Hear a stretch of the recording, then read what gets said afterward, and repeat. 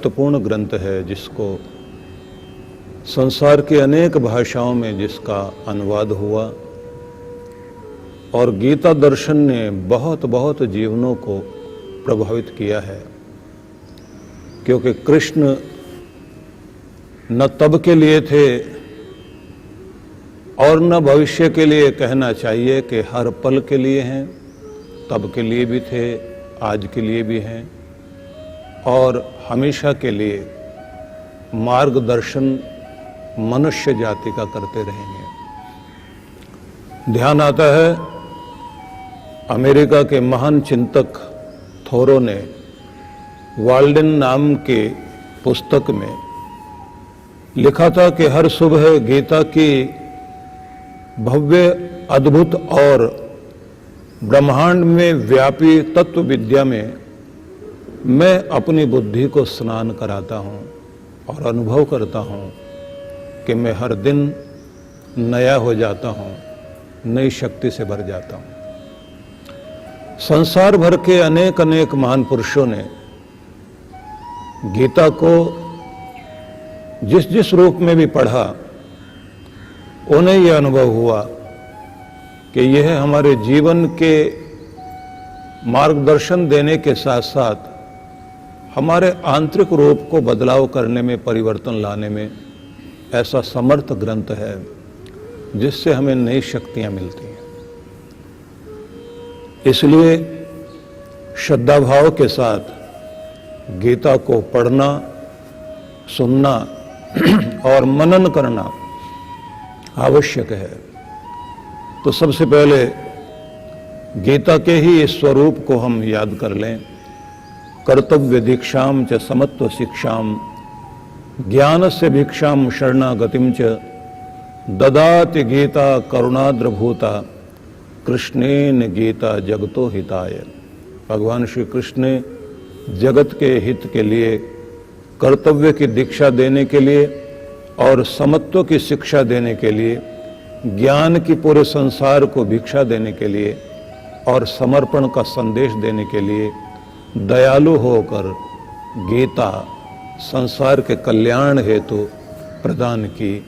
इसलिए वंशीधरम स्त्रोतधरम नमामि मनोहरम मोहरम कृष्णम मालाधरम धर्म धुरंधरम पार्थस्य स्थार्थ्यकरम च कृष्णम च देवम। भगवान कृष्ण को जो वंशीधर भी हैं, हाथ में कोड़ा भी लिए हुए हैं, मोह को भी हरते हैं और मनोहर रूप भी है, ऐसे धर्म के धुरंधर श्री कृष्ण प्रभु के प्रति हम अपनी श्रद्धा व्यक्त करते हैं। आइए तीसरे अध्याय में हम लोग प्रवेश करें। भगवान श्री कृष्ण ने तीसरे अध्याय में कर्म को जिस रूप में प्रस्तुत किया वह बड़ा ही अद्भुत है, चिंतनीय है। तो प्रारंभ करते हैं। अर्जुन उवाच। अर्जुन बोलता है, अर्जुन ने कहा, ज्यायसी चेत कर्मणस्ते मता बुद्धिर जनार्दन तत् किम कर्मणि घोरे माम नियोजयसि केशव। कि हे जनार्दन, यदि आप सोचते हैं कि बुद्धि योग मतलब ज्ञान का मार्ग कर्म मार्ग से अधिक अच्छा है, तो मुझे इस भयानक कर्म में आप क्यों प्रेरित कर रहे हैं। अर्जुन ने अगले श्लोक में साथ में कहा, व्यामिश्रेणेव वाक्येन बुद्धिम मोहयसीव में तदेकम वद निश्चित्य एन श्रेयो अहमाप्नुयान। मिली जुली सी प्रतीत होने वाली मतलब भ्रमित करने वाली आपकी इस प्रकट वाणी से मानो आप मेरी बुद्धि को भ्रम में डाल रहे हैं। इसलिए निश्चित रूप से उस एक वचन को मेरे लिए कहिए जो मेरे लिए कल्याणप्रद हो, जिससे मैं आनंद मग्न हो सकूं। तो ये दो श्लोक अर्जुन ने कहे। पहला उन्होंने पहले श्लोक में ये सब कहा कि बुद्धि योग मतलब ज्ञान का मार्ग अच्छा है या कर्म का मार्ग अच्छा है। अभी तक अर्जुन ये कहता है कि आपने मुझे जो कुछ पिछले अध्याय के माध्यम से सुनाया, समझाया, प्रेरित किया, उसमें सांख्य योग का, ज्ञान योग का महत्व था। और ज्ञान योग का महत्व आप अगर देखें तो दूसरे अध्याय के 49वें, 50वें, 91वें श्लोक यदि आप देखेंगे तो वहाँ पर भगवान श्री कृष्ण ने जो कुछ कहा उसी की तरफ इशारा अर्जुन ने किया है। आप अगर पिछले श्लोक देखें, दूरेण ह्य वरम कर्म बुद्धि योगात धनंजय बुद्धो शरणम अनविच्छ कृपणा फल हेतवः। हे अर्जुन, बुद्धि योग की अपेक्षा कर्म जो है वो निम्न श्रेणी का है। मतलब जो उन्होंने पीछे के अध्याय में कहा था तो उसमें ये श्लोक देते हुए कहा कि बुद्धि योग की अपेक्षा जो कर्म योग है वह निम्न श्रेणी का है। तो आगे उन्होंने कहा बुद्धो शरणम अनविच्छ, इसलिए तुम बुद्धि की शरण लो, मतलब बुद्धि योग को अपनाओ। और फिर आगे कहा था कृपणः फल हेतवः, जो लोग अपने कर्म के फल की इच्छा करते हैं वे कृपणः, कृपणा का अर्थ कंजूस नहीं, उन्होंने कहा कि दयनीय स्थिति में है, बेचारे हैं। जो लोग कर्म फल की इच्छा रखकर कर्म में लगे हुए हैं, इसलिए तुम्हें बुद्धि की शरण में जाना चाहिए, मतलब बुद्धि योग की शरण में जाना चाहिए। और फिर ये भी कहा था कि बुद्धि युक्तो जहातीह उभे सुकृत दुष्कृते तस्मात् योगाय युजस्व योग कर्म सुकौशलम। बुद्धिमान मनुष्य इस जन्म में ही अच्छे बुरे कर्मों से मुक्ति प्राप्त कर लेता है। इसलिए अर्जुन, योग मार्ग का अनुसरण करो, मतलब सांख्य योग को अपनाओ, बुद्धि योग को अपनाओ। योग मार्ग अपने, बुद्धि योग जो दर्शाया है कि कर्म में कुशलता ही योग है और वह बुद्धि योग मतलब ज्ञान का मार्ग है। तो अर्जुन ये कहता है कि ये सब आपने पीछे कहा। अब उसने एक शब्द यहां बोला है, तत् किम कर्मणि घोरे माम नियोजयसि केशव। हे केशव, तो फिर मुझे घोरे कर्मणि नियोजयसि, आप मुझे इस भयानक कर्म में प्रेरित कर रहे हैं, लगा रहे हैं। तो आपने तो मुझे सांख्य योग के विषय में बताया था, बुद्धि योग के बारे में बताया, ज्ञान को महत्वपूर्ण बताया और बुद्धि योग के संबंध में बताते हुए कहीं कर्म की भी चर्चा की।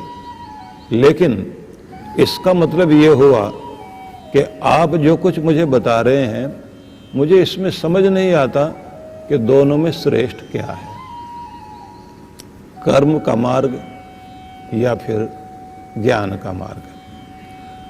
तो अगले श्लोक में ये भी कह दिया कि आप मिली जुली सी प्रतीत होने वाली, मतलब भ्रमित करने वाली स्पष्ट भाषा में जो कुछ बोल रहे हैं तो मेरी बुद्धि उससे भ्रमित जा रही है। तो अर्जुन कह रहे हैं ज्ञान या कर्म, इन दोनों में से एक मार्ग सुझाइए जिससे मैं ये समझ सकूं कि मेरे लिए ये उचित मार्ग है। निश्चित ही अर्जुन ने जो कुछ भी पूछा है इसका मतलब ये है कि वह सुन तो रहा है, समझ भी रहा है, लेकिन उसका जो स्वयं का स्वभाव है वह युद्ध का, क्षत्रिय का स्वभाव है, संघर्ष वाला स्वभाव है, क्योंकि उसी स्वभाव को अब तक देखा है। और उस स्वभाव को अपनाने के बाद क्योंकि उसके मन में बहुत सारा विषाद और निराशा आ गई थी, तो उसे लगा कि कर्म से छुटकारा पाकर हम ज्ञान योग को ही ठीक से समझ लें, उसी से हमारी मुक्ति हो जाएगी, उसी से कल्याण हो जाएगा। तो ये कर्म क्यों करना? तो इसलिए वो कह रहे हैं कि आप मुझे ज्ञान के मार्ग में ही ले चलिए, या दोनों में से कोई एक श्रेष्ठ जो है वो स्पष्ट करके बताइए।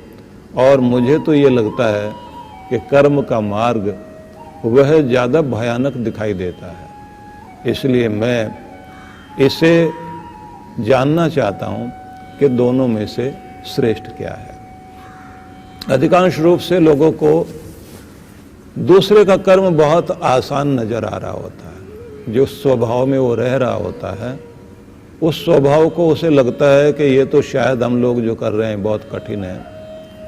एक भक्त हुए हैं, उनके पास में काम करने के लिए कुछ मजदूर लोग आए हुए थे और उन्होंने मजदूरों से कहा कि तुम ये दीवार बनाने का काम करो और दोपहर में समय के साथ तुम्हारे लिए भोजन है, भोजन कर लेना, बीच में मुझे आकर के तंग नहीं करना।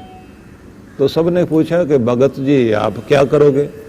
तो वो जो भक्त थे, भगत जी उनको बोलते थे, तो बोले भाई हम आंखें बंद करके प्रभु के ध्यान में बैठेंगे और आज हमको ये भी निश्चय किया है कि कम से कम 108 माला का जाप भी करेंगे और हमारा निश्चय ये भी है कि साक्षी भाव में बैठेंगे। इच्छा ये भी है कि मौन भी सद जाए और आज के दिन ही जब थोड़ा मन चंचल होगा तो आत्मचिंतन करने की भी इच्छा है।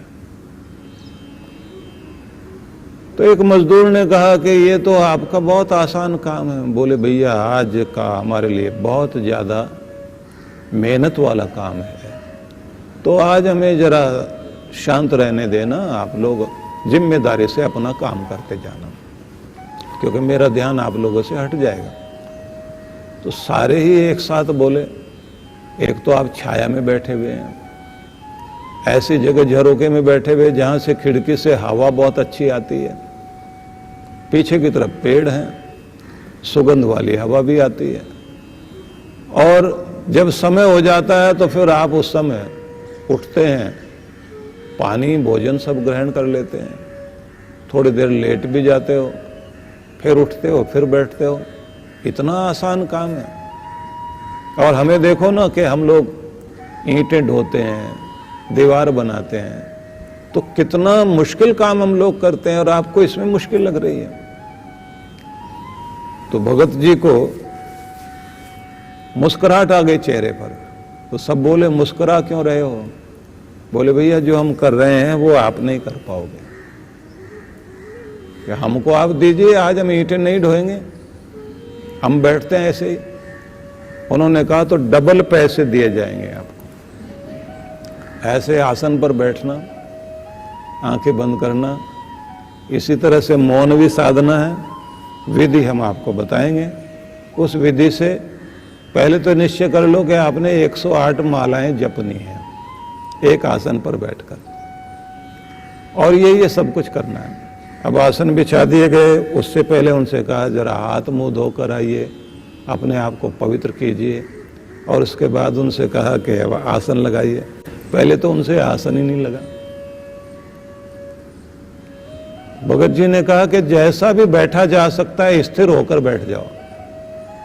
बेचारे स्थिर होकर बैठे तो कभी वो घुटनों के बल बैठे, कभी पीठ को पीछे की तरफ मोड़े, कभी जरा एक हाथ साइड में लगा करके टेढ़े होकर बैठे। भगत जी ने कहा कि इसमें रीढ़ को सीधा रखना और इस बात को ध्यान रखना है कि आपका मन चंचल ना हो, आपका ध्यान संसार में ना जाए। आप अपने मालिक का धन्यवाद करने के लिए बैठोगे, वही जिसने आज तक जिंदगी चलाई और जो तुम्हें सभी को रोजी रोटी देता है। अब वो सब के सब बोले इतनी बात तुम 1 मिनट में बोल देंगे, लेकिन इतना सीधा होके बैठना और शाम तक? बोले बिल्कुल। अब उन्होंने कहा माला हाथ में लो और एक एक मनके के साथ अपने प्रभु को धन्यवाद देना शुरू करो, और एक माला तो धन्यवाद के रूप में ही आपने जपनी है। उसके बाद जाप आगे बढ़ाना है। एक एक मनके में क्योंकि एक एक श्वास के साथ आपका मन का चलेगा। और धन्यवाद करते जाना, धन्यवाद प्रभु, धन्यवाद धन्यवाद। मन में एक बार नाम जपना। अगर आप जो है ओम उच्चारण करते हैं, हरिओम कहते हैं, हरिओम बोलते ही फिर धन्यवाद कहना, फिर हरिओम, फिर धन्यवाद, फिर हरिओम, फिर धन्यवाद। फिर बीच में रुक जाना है और कहना है कि हर उस चीज़ के लिए जो मेरी ज़िंदगी को आसान बनाने के लिए तूने मुझे दिया, वो सब के लिए धन्यवाद। और फिर हरिओम बोलना, फिर धन्यवाद। वो बोले पहले क्या बोलना, बाद में क्या बोलना है? बोले आगे पीछे भी हो जाए तो भी चल जाएगा। अब उनको समझा दिया गया, लेकिन कभी तो वो टेढ़े होकर बैठे हैं, कभी सीधे हों, कभी पीछे की तरफ लेटे हैं। 2 घंटे के बाद ही उठ करके बोले महाराज ये अपने से तो होने वाला है नहीं, आप जो है आधे ही पैसे दे देना हमको, अपने तो ईंट ढोने का काम जानते हैं और आप सारा दिन ऐसे कैसे बैठ जाते हो और सारे दिन धन्यवाद धन्यवाद कैसे? हमारे मुंह से तो 2 मिनट में ही गालियां निकलने लग जाती हैं। तो उन्होंने कहा भैया ऐसा है, जो तुम्हारा स्वभाव है, जिसमें तुम जिस वृत्ति के हो उसी में तुम अपनी पूजा कर सकते हो। दूसरे के स्वभाव को अपनाकर जो तुम करना चाहते हो वो संभव नहीं है। बोले अच्छा तो ये बताइए कि हमारी मुक्ति कैसे हो और हमारा कल्याण कैसे हो? बोले अब माला भूल जाइए, आसन भी भूल जाइए, एक एक ईंट को लगाते हुए समझ लीजिए कि मेरा कर्म ही मेरी पूजा है। और एक एक ईंट को लगाते हुए आप अपना काम करते समय यही कहो, हाथ पांव चलते रहें, शरीर में शक्ति रहे, रोजी रोटी बनी रहे और देने वाले मालिक हमेशा युवा बनाए रखना, मन में शांति दिए रखना, चेहरे पर मुस्कुराहट बनाए रखना, हंसते मुस्कुराते गुनगुनाते हुए तेरे लिए कर्म करता रहूं। और कहना ये किसी सेठ की या भगत जी की नौकरी या मजदूरी नहीं है, ये मेरे मालिक की नौकरी है, मैं अपने प्रभु का कार्य कर रहा हूँ। और उसके लिए करते करते आनंद मनाना। बोले तुम्हारी माला अपने आप पूरी हो जाएगी, क्योंकि हर एक के लिए भगवान ने जिसमें रुचि उसकी है वहीं से रास्ता प्रभु की ओर जाता है। इसलिए ये कह पाना कि तुम्हारे लिए श्रेष्ठ क्या है और तुम्हारे लिए निकृष्ट क्या है, कौन सा मार्ग उचित है, कृष्ण भगवान ने अलग अलग रूपों में व्यक्ति के लिए स्वभाव को ध्यान में रखकर मार्ग दर्शाए हैं। इसलिए ये ध्यान रख लीजिए, व्यक्ति सदैव सोचता रहता है कि दूसरे का मार्ग आसान है, वो दूसरी तरफ दौड़ने लग जाता है। अर्जुन के लिए क्या आसान है? अर्जुन दूसरे के कार्य को आसान समझने लगा है। भगवान श्री कृष्ण सभी रूपों को दर्शाते हैं कि ये भी मार्ग है, ये भी मार्ग है, ये भी मार्ग है। अब आपको ये देखना है कि आप कौन से मार्ग को सहज रूप में अपनाकर अपना कार्य कर सकते हैं। यहाँ एक शब्द जो है वो और विचारणीय है। अर्जुन ने जब ये कहा घोरे कर्मणि माम नियोजयसि, आप मुझे भयंकर कर्म में लगा रहे हैं, युद्ध के कर्म में।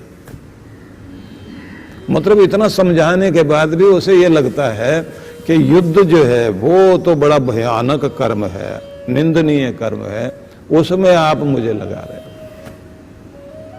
तो ये भी एक शब्द जो है विचारणीय है। तो ये दोनों चीजों को पहले हम समझ लें, उसके बाद आगे जब श्री कृष्ण उत्तर देते हैं तो उसको भी हम लोग समझेंगे। अर्जुन के समझ में ये आता है कि भगवान जब ये कह रहे हैं कि युद्ध के लिए तैयार हो जाओ, बार बार कहते हैं उठो अर्जुन, युद्ध कर्म को करने के लिए तत्पर हो जाओ, तो उसे अर्जुन जो है भयंकर कर्म कह रहे हैं। एक ऐसा डरावना कर्म जिसका परिणाम बड़ा भयंकर निकलने वाला है। क्योंकि ये याद रखना कि कुछ चीजें दूर से बहुत अच्छी लगती हैं, युद्ध की बातें सुनने में बहुत अच्छी लगती हैं, ढोल भी दूर से सुनने में बहुत अच्छा लगता है, ये ध्यान रख लीजिए। पहाड़ भी दूर से देखने में बहुत अच्छे लगते हैं, ये सारी चीजें दूर से अच्छी लगती हैं। अगर किसी के कान के पास ढोल बजाने लग जाए कोई, तो उसको सुनकर के आदमी नाचेगा, ऐसा नहीं होगा। और पहाड़ पर ही जाकर के बसना पड़ जाए, जिंदगी जीनी मुश्किल हो जाएगी।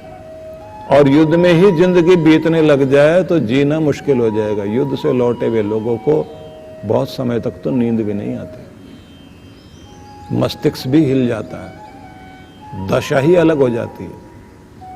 और जिसे युद्ध में ही रहना पड़ जाए, आगे आगे दौड़ना होता है, हर समय प्राणों पर संकट होता है।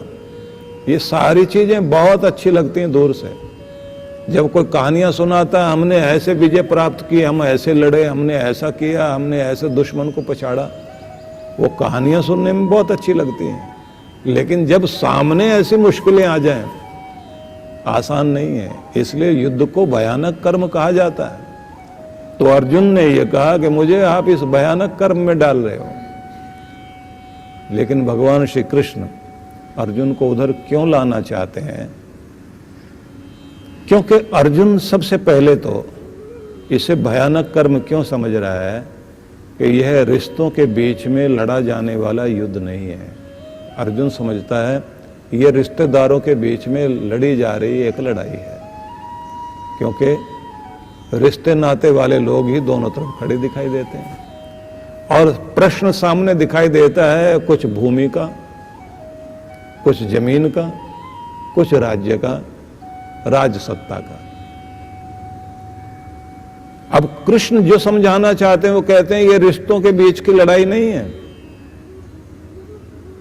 ये दो पक्ष हैं। और वो दो पक्ष जो है वो न्याय अन्याय के पक्ष के साथ में वो धर्म और अधर्म के पक्ष हैं। अब ये प्रश्न नहीं आ जाएगा कि धर्म के पक्ष में कौन नहीं है और कौन है, और अधर्म के साथ में कौन लोग जाके खड़े हो गए। इसलिए ये भूलना पड़ेगा कि मेरे अपने या मेरे पराये, मेरे और पराये दोनों के बीच अलग हटना पड़ेगा। ये दो सिद्धांतों की लड़ाई है। और इन दो सिद्धांतों की लड़ाई में कृष्ण ये समझाना चाहते हैं कि अर्जुन, तुमने उनको बोलना होगा कि उधर कौन कौन रिश्ते में है। तुम्हें तो केवल एक बात को ध्यान में रखना होगा कि धर्म को स्थापित करने के लिए जो तुम्हारे साथ हैं बस वही अपने हैं, और जो धर्म को तोड़ने में, विचलित करने में लगे हुए हैं वो तुम्हारे अपने नहीं हैं।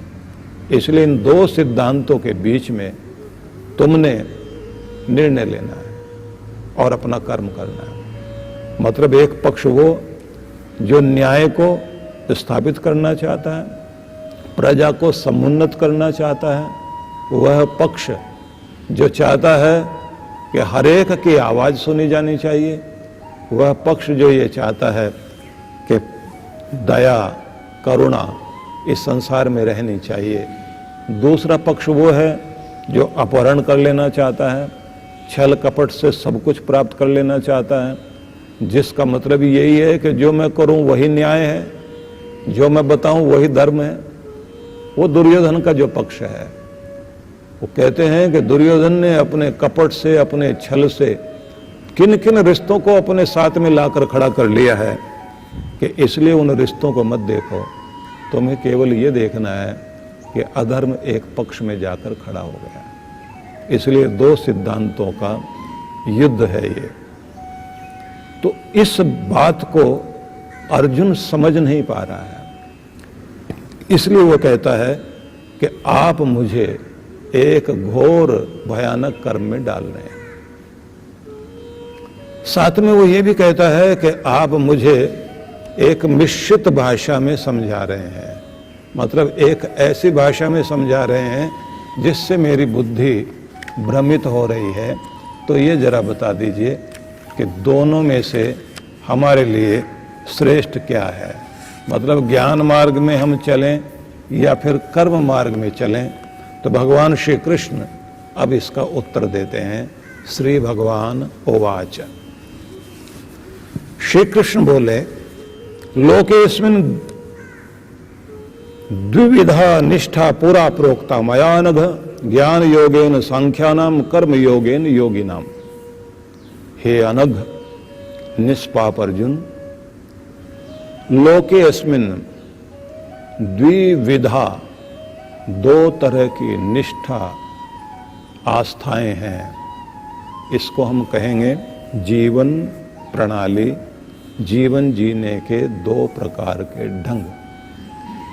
निष्ठा का दूसरा अर्थ होता है वफादारी, जिसके प्रति आप वफादार हैं। एक अर्थ होता है आस्था। यहाँ जो अर्थ होना चाहिए वह है जीवन प्रणाली। तो पहले अर्थ समझ लीजिए। भगवान श्री कृष्ण बता रहे हैं कि हे निष्पाप अर्जुन, इस संसार में बहुत पहले से ही दो प्रकार की जीवन प्रणाली का उपदेश दिया गया था, दो प्रकार की निष्ठा। उसमें सांख्यजन मतलब जो चिंतनशील ज्ञानी लोग हैं उनके लिए तो ज्ञान मार्ग है, और जो कर्मशील व्यक्ति हैं उनके लिए कर्म मार्ग उपयुक्त है। यह पहले भी बताया जा चुका है। इतना उपदेश उन्होंने दिया। अब इसे समझने की चेष्टा कीजिए। भगवान श्री कृष्ण ये कहते हैं कि जीवन जीने की दो शैलियां इस दुनिया में हैं, दो प्रणालियों में लोग जीते हैं। दो प्रणाली वो है, एक को आप कहेंगे ज्ञान मार्ग और दूसरा कर्म का मार्ग। एक लोग चिंतनशील लोग हैं, विचारशील लोग हैं। वो लोग जो है विचारों की दुनिया में ही रमण करते हैं। उन लोगों को कर्म का मार्ग अच्छा नहीं लगता। चिंतन मनन, बुद्धि का प्रयोग और आंतरिक दृष्टि से अपने अंदर जाकर अपनी शांति को स्थापित करना। दूसरे लोग वे हैं जो ये कहते हैं कि बिना कुछ किए दुनिया में मिलता नहीं, आपको कुछ ना कुछ तो करना ही पड़ेगा। तो इसलिए खाली बैठने से कुछ नहीं होगा, आपको कर्म में लगना पड़ेगा, कर्म से ही सब कुछ होगा। तो इसलिए आत्म साधना करने योग्य साधकों में दो प्रकार के लोग कहे जाते हैं। एक को कहा जाएगा क्रियाशील, दूसरों को कहा जाएगा मननशील। ये दो धाराएं हैं।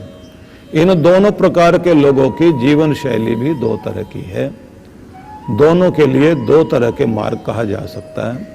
क्रियाशील स्वभाव के जो मनुष्य हैं उनके लिए कर्म योग है, और जो मननशील व्यक्ति हैं उनके लिए ज्ञान का मार्ग है। यह भी स्मरणीय है कि कर्मयोग लक्ष्य प्राप्ति के लिए क्रमिक रूप से साधन बनता है। ध्यान देना, कर्मयोग कर्मशील लोगों के लिए एक साधन बनता है जो ज्ञान प्राप्ति की तरफ लेकर जाता है। थोड़ा और सरल करता हूं, कर्मशील लोग कर्म के द्वारा जो अनुभव करते हैं उसे जो ज्ञान मिलता है वह ज्ञान आपको आगे बढ़ाते बढ़ाते उस योग्यता को देता है जिससे आपकी जिंदगी में ज्ञान योग जागता है, और वह ज्ञान योग जो है वह आपको अनुभूति कराता है ईश्वर की निकटता की। दूसरे शब्दों में कहें कि काम करते करते भी अनुभव आता है आपकी जिंदगी में, और उससे आपको जो अनुभव मिलता है वही तो ज्ञान है। वो आपको एक योग्यता देता है, एक समझ देता है कि मैंने इतने कर्म करते करते ये अनुभव लिया, और अब मुझे ये समझ में आया कि आदमी को अंदर से शांत होना चाहिए। आप काम करते जाएं, प्रसन्न रहते हुए करें, आप संतुष्ट रहें, आप तृप्त रहें, कि ये एक योग्यता आती है, और वो योग्यता फिर आपको वहां लेकर जाती है जिससे आप ईश्वर के निकट होने लग जाते हैं। मतलब ये कि कर्म का मार्ग भी ज्ञान की तरफ ले जाता है, और ज्ञान का मार्ग भी आपको साधना में डालता है, और साधना जब आपकी सिद्ध होती है तब ईश्वर के निकट व्यक्ति जाता है। सार में अगर समझें तो ये बताना चाहते हैं कि किसी भी जीवन के लिए अगर कर्म महत्वपूर्ण है तो कर्म भी आपको ज्ञान की तरफ जरूर ले जाएगा। और अगर आप ये सोचते हैं कि आप ज्ञान मार्ग ही अपना लें और कर्म करें नहीं, तो फिर वो ज्ञान भी आपका अधूरा हो जाएगा। इसलिए जिस भी तरीके से आप योग्य बन सकते हो, वो योग्यता प्रत्येक व्यक्ति को धारण करनी चाहिए, जिससे उसका कल्याण हो सके। पीछे जो भगवान ने कहा कि ये मैंने पहले भी बताया, तो इसका बहुत सारे लोगों ने अर्थ कहा कि सृष्टि के आदि में मैंने बताया है कि दो तरह की निष्ठाएं दुनिया में हैं। कुछ लोग कर्म को पसंद करते हैं, कुछ ज्ञान योग वाले लोग होते हैं। जो ज्ञान योग वाले लोग होते हैं वो ज़्यादातर अंतर्मुखी लोग होते हैं, अंदर की तरफ देखते हैं, अपने अंदर ज़्यादा ध्यान देते हैं। अंतर का मतलब हो गया कि अपने में मस्त रहना, अपने में शांत रहना, और जो उनके लिए दायित्व हैं उन कर्मों को निभाना। तो इसको हम कहेंगे दो तरह की शैलियाँ, दो तरह की जीवन प्रणाली। दूसरे ढंग से भी कह सकते हैं इसको, एक इंट्रोवर्ट हो गए, अंतर्मुखी हो गए, एक एक्सट्रोवर्ट हो गए। जो साधक लोग हैं, ज्ञान योगी हैं, वो इंट्रोवर्ट हैं, और जो कर्म में लगे हुए हैं वो एक्सट्रोवर्ट हैं, बहिर्मुखी वृत्ति वाले, बाहर की तरफ भागने वाले, संसार की चीजों की तरफ भागने वाले। जो एक्सट्रोवर्ट लोग हैं, बहिर्मुखी लोग हैं, वो कर्म को ज्यादा पसंद करते हैं। और जो अंतर्मुखी लोग होते हैं वो अपने अंदर में ज्यादा शांति और ज्यादा तृप्ति अनुभव करते हुए थोड़े में भी संतोष कर लेना, जो कुछ है उसका आनंद ले लेना। दूसरे वे लोग हैं जो ज्यादा इकट्ठा करके आनंदित होना चाहते हैं, लेकिन उनका आनंद ज्यादा देर तक टिकता नहीं, क्योंकि जब वो दूसरे का आनंद देखते हैं, दूसरे का मकान बड़ा देखते हैं, तो उनको पीड़ा शुरू हो जाती है। एक तुलना में जीने लग जाता है तो परेशान है, और एक वो है जो संतुलन में जीने लग गया है, इसलिए परेशानी समाप्त है। तो दो तरह के लोग, एक वो व्यक्ति जो ये मानता है कि जिंदगी में आनंद, शांति, प्रसन्नता, तृप्ति रहना जरूरी है, वो थोड़ी चीज को पाकर हो या ज्यादा को प्राप्त करके हो, ये आपको शांत और संतुष्ट होना चाहिए। दूसरे व्यक्ति वो लोग हैं कि थोड़े बहुत में तृप्ति कभी होती नहीं, आदमी को ज्यादा ही मिलना चाहिए। अब वो ज्यादा की परिभाषा भूल जाते हैं, क्योंकि जितना भी इकट्ठा करते चले जाइए, जितना धन होगा, जितने पदार्थ होंगे, उन्हें प्राप्त करने के बाद लगता है कि वो कम है।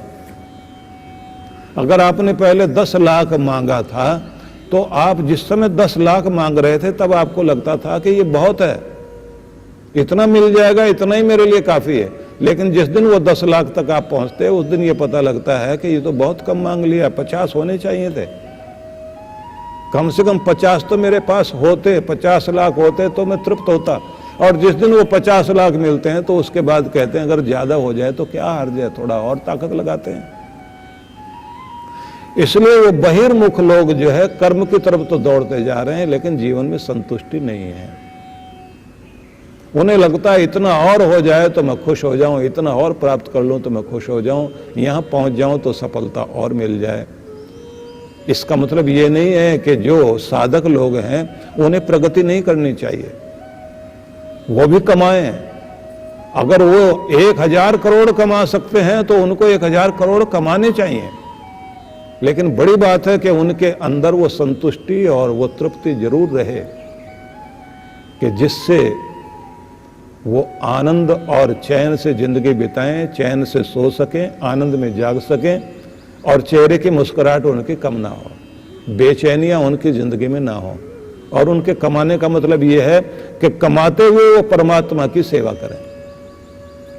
जो आदमी जिस क्षेत्र में ज्यादा अच्छा है, उसी क्षेत्र में आगे बढ़ते बढ़ते उस ऊंचाई पर ले जाए अपने आप को, कि वो उसकी ऊंचाई भगवान की निकटता बन जाए।